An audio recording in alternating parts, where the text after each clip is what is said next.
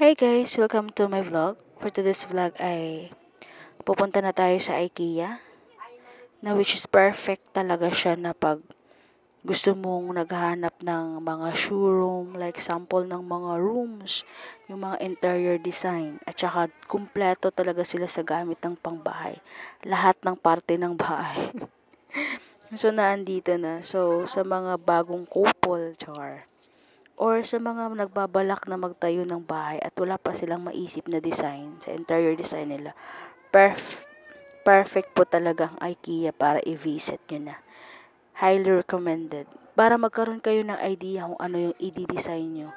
So IKEA talaga yung perfect na pupuntahan nyo. And then, ang kagandahan din dito sa lahat ng mga binibenta nila dito ay nafu-fold. So, hindi sila fixed na unlike sa ibang mga cabinet or sa mga bed, hindi na-fold, pero dito na-fold. So, kapag sakasakaling gusto mo siyang ilipat or maglilipatan din kayo, so madali lang siya. Hindi ka mahihirapan about sa transportation or sa paglipat mo man lang ng mga gamit na yun, hindi ka mahihirapan kasi nga na-fold mo siya. So, itong pinapakita ko sa inyo ay isa lang to sa mga bahagi lang nilang showrooms nila na hindi ko talaga nakuhanan lahat ng mga showrooms nila. So, mas maganda i-visit nyo na yung IKEA talaga para makita nyo mismo yung mga interior design nila na super duper ang gaganda. Meron ditong pang single or bagong kasal, meron ding small family, pang big family na design. Meron talaga dito as in kompleto sila. Kaya kung naghahanap kayo at wala pa kayong maisip na idea about sa interior design, IKEA is a perfect destination na kailangan yung puntahan. Ano ba yan? So, ayan. As in talaga, sa mga nagko-condo din, tas wala pa kayong mga design, dito, pwede kayong maghanap dito. Para, yun na lang yung kagayahan nyo, di ba? Oh. At dito na rin kayo bibili ng mga gamit nyo para doon. So, that's it. So, after din namin mag-IKEA, ay pumunta din kami dito sa Venice. Ito sa BGC.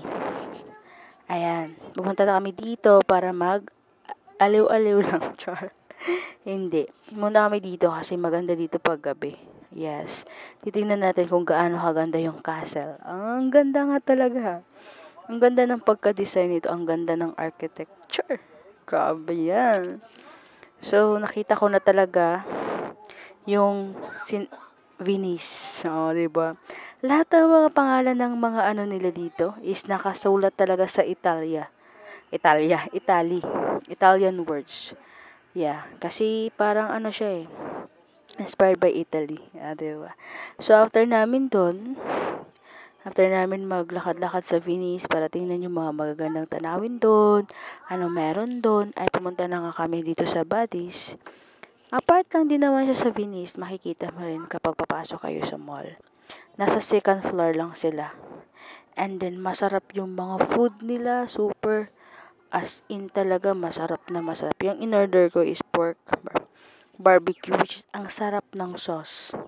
Grabe, tapos yung laman niya, hindi siya matabang. Ano talaga, malinamnam pa rin yung lasa. Kaya kahit walang sauce, masarap na siya. Lalo na kapag may sauce, kasi yung sauce nila as in, masarap talaga din. At nag-order din ng lumpia, kasi masarap din yung lumpia. Kanina kumain din ako sa isang video ko, kumain din ako ng lumpia. Ngayon, meron na namang lumpia. Ha? So, we decided kasi ng kaibigan ko nakakain na lang muna bago uuwi. Kasi, baka ma-traffic. Di magutom kami sa sasakyan. So, ayan. Sa biyahe pala, hindi sa sasakyan. Ayan, so kumain na muna kami para hindi magutom. Ayan. So, after nyo, usap-usap lang kami and then, that's it. So, yun lang. I hope you like it and thank you for watching. God bless.